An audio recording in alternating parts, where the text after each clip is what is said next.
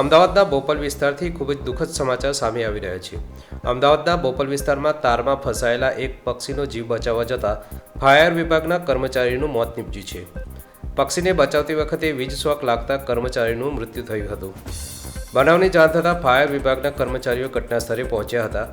બનાવની પ્રાપ્ત વિગત અનુસાર અનિલ પરમાર નામના ફાયર વિભાગના કર્મચારી બોપલ વિસ્તારમાં પક્ષીને રેસ્ક્યુ કરવા માટે પહોંચ્યા હતા। તે સમયે તેમનો હાથ હાઈ ટેન્શન લાઇનને અડી ગયો હતો। હાઈ ટેન્શન લાઇનને અડી જતાં કર્મચારીને વીજ શોક લાગ્યો હતો। ફરજ પર હાજર અન્ય ફાયર વિભાગના કર્મચારી અનિલભાઈને તાત્કાલિક નજીકના હેલ્થ સેન્ટર લઈ ગયા હતા। જોકે ફરજ પરના તબીબે તેમને મૃત જાહેર કર્યા હતા।